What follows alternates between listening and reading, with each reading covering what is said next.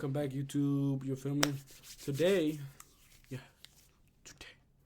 we're gonna be reacting to Jude Bellingham became Real Madrid's how Jude Bellingham became Real Madrid's top goal scorers. You feel me?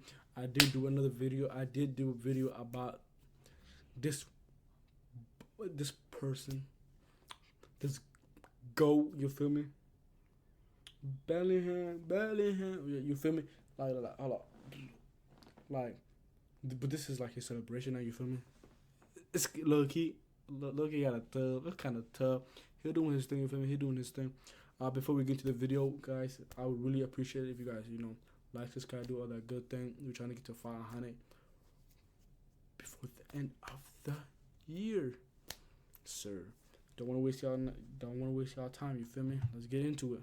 Jude Bellingham is playing out of his mind right now for Real Madrid, and it's putting the club on his back despite him only being 20 years old. There were a ton of question marks about Bellingham signing to the Spanish club and whether or not he moved to that big of a club too soon. However, he has silenced those critics in just the first few games of the season and is now looking like the best transfer this past summer window. So therefore, it's only right that we talk about Jude Bellingham's season so far. Very early on in the summer, on June 14th, Real Madrid quickly made the move to sign Jude Bellingham on a 6-year contract for a transfer fee of 103 million euros, which could increase to around 134 million euros due to add-ons. At the day of his signing, Jude Bellingham unveiled his jersey number, which was the number 5, taking after football legend Zinedine Zidane, and Bellingham said that him taking Zidane's number is paying homage to one of his footballing idols. Not only that, Bellingham himself stated that in his mind, him moving to Real Madrid now, despite still being very young, made the perfect sense to him. Now that's when the Bellingham and Real Madrid critics stepped in. A lot of Bellingham admirers thought that this move was a little too soon for him, and that he should have taken his next big step to the Premier League, and maybe even joined someone like Liverpool, who were long-term admirers of Bellingham. That's not it though, because Real Madrid fans also had some question marks over their club signing as well. It was nothing against Jude Bellingham, but he was the big summer signing of the window, with Real Madrid only adding the likes of Arda Güler, Kepa on loan, Brahim Diaz back from AC Milan, and 33-year-old Joselu as a striker. It's not Bellingham's talent that was questioned though. It was the fact that Real Madrid's marquee signing of the window was in a position that was already seriously stacked. Madrid fans aren't wrong either, because their midfield depth is insane, with them having top talents that will carry Real Madrid's midfield for many years to come, with the likes of Camavinga, Federico Valverde, and Tchouaméni, but also having veteran experience to help out, like Luka Modric and Toni Kroos. Therefore, with the midfield already kind of being sorted, Madrid fans hope that Florentino Perez would splash big on a striker, someone like Kylian Mbappe for example, since the recent Ballon d'Or winner and Real Madrid legend Karim Benzema left to join Al Ittihad over in Saudi Arabia. Even though Benzema's 22-23 season wasn't that impressive to his standards, he still played a big part during the past campaign, with him bagging 31 goals in all competitions. Regardless though, Madrid fans wanted to see a new superstar up front to play in between Vinicius and Rodrigo, but all they got was a 33-year-old Joselu, someone way past his prime. He's not exactly a usual Real Madrid signing either, he's just pretty much a band-aid, someone to help out for the time being but not a permanent solution. So with the transfer window ending and Bellingham being the only real serious signing, quote unquote, it felt like it wasn't looking good for Real Madrid. However, we all thought wrong, because Carlo Ancelotti and Real Madrid had a plan for Jude Bellingham and wanted to make him a very important goal threat for the Spanish Giants. Now I know this sounds insane, especially if you told me a couple of months ago that Bellingham was going to be Real Madrid's biggest goal threat this season, but it's true. Real Madrid's tactics have Bellingham, a midfielder who usually plays the 6 or the 8, as one of their most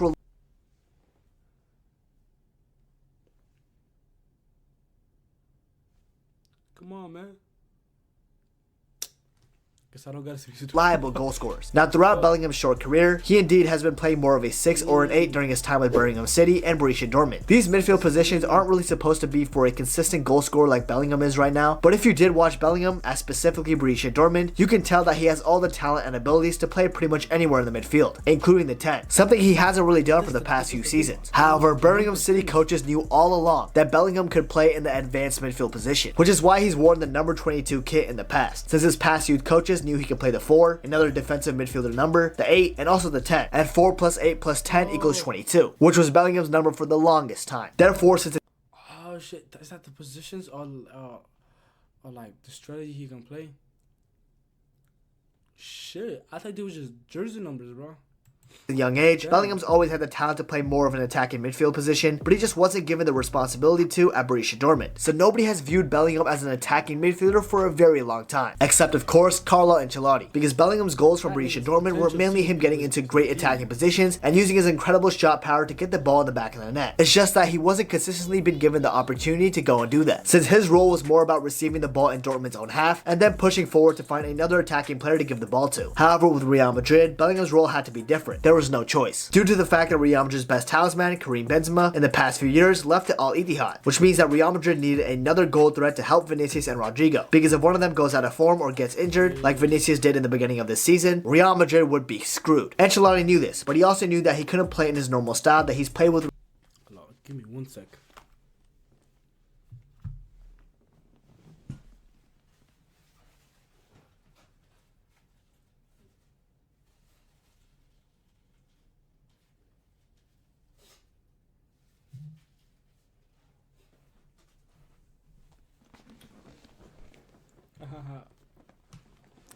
Mad bad, my peeps.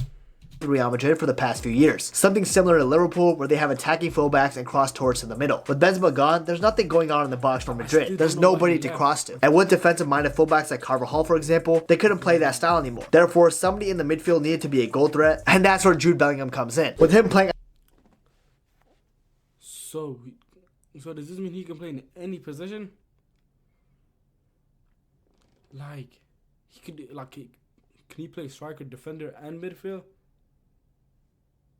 Imagine they put him in goal. At the front of the diamond shape in the midfield, essentially playing as a goal-threatening number 10. Ancelotti purposely turned Bellingham, a 20-year-old midfielder, into Real Madrid's necessary goal scorer. And we can see this so far this season. But before we get on with that though, please remember to subscribe to the channel. I would really appreciate it and it means a lot, so thank you. And also, if you guys can, follow my Twitter and Instagram, both at Nabuto, if you just want to hear my thoughts on football games, transfers, and overall just to get to know me more. So if you want to, feel free to hit me up with that follow. Thank you. Anyways, literally in the first game of the La Liga campaign against Athletic Bilbao, Bellingham on his debut scored a cracking volley from the corner in the 36th minute to get his first goal for Real Madrid. Then 1 week later against Almeria, this guy Bellingham continued to show his attacking prowess by scoring a brilliant brace and even providing an assist to Vinicius Jr. in his second game. Moving on to the third game, Bellingham carried on his goal scoring form, with him heading in a late winner in the 81st minute against Celta Vigo to help Los Blancos continue their perfect league start with a 1-0 win away from home. With Bellingham bagging 4 goals and 1 assist in his first 3 league matches, he was rightfully named the La Liga Player of the Month in August, becoming the first Englishman to ever win this award in La Liga. That's crazy if you really deep this. In Bellingham's first month and playing in a new environment in Spain, he's already been nominated as the best player. Nah, that's unreal. That's not it though. New environment in Spain, he's already been nominated as the best player. Nah, that's unreal. That's not it though, because Bellingham's great form only continued in September, because at his first match at the Santiago Bernabeu, after their massive renovations, Bellingham pounced on the loose ball and scored a 95th minute winner against Getafe, lighting up the stadium. With this goal, Bellingham even became the 3rd player after Cristiano Ronaldo and Pipillo to score in each of his first 4 competitive appearances for the club. That pedigree where Bellingham is at right now is insane. Before continuing with Real Madrid's season though, he was called up to England, obviously, for the international break, and even showed his attacking abilities over there, with him scoring 1 goal and assisting 1 against Scotland. Maybe Gareth Southgate is taking a page out of Ancelotti's books, considering that Southgate isn't really one of the best managers, let's be real. Anyways, back from international duty, Real Madrid had a comeback win against Real Sociedad, but for the first time, Bellingham didn't get any goal contributions, despite playing a decent match. But hey, at least it shows that the guy is human. But Bellingham carrying Real Madrid does not stop here, because in the first Champions League match of the campaign against Union Berlin, it was looking like a 0-0 draw all the way up until the 90+ 4th minute, with Jude Bellingham yet again being at the right place at the right time, scoring another stoppage time winner for Real Madrid, giving Madrid their first win of the Champions League campaign. With this goal as well, Bellingham became only the 4th player to score on both his La Liga and Champions League debuts for Real Madrid, only after the likes of Isco, Marco Asensio, and of course Cristiano Ronaldo. Now it's still only the beginning of the season, with many more matches to go, but with Bellingham having 6 goals and 1 assist in his first 6 games, it seems like Bellingham is going to have his best season so far in his short career. And this isn't luck though, like many football fans think, because as I said, Carlo Ancelotti purposely has Jude Bellingham as one of their biggest goal threats, with him playing more as a second striker than as a midfielder, which is why Bellingham is getting on the score sheets pretty frequently. And with Real Madrid looking like they're going to do well, it's only going to be up from here for Bellingham. And who knows, maybe if he can stay injury free and keep up this form, we could have a Ballon d'Or season on the way. Yeah, I said it. Anyways, if you enjoyed this video, please.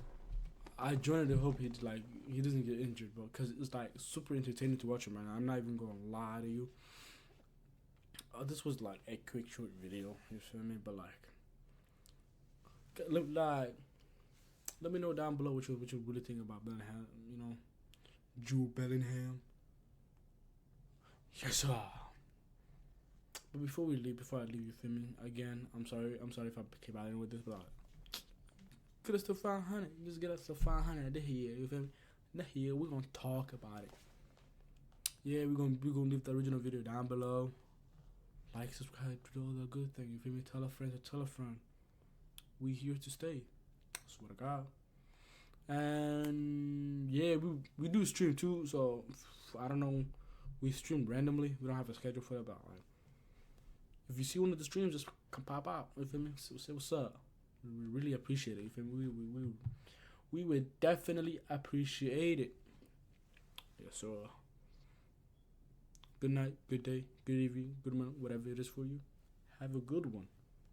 Peace.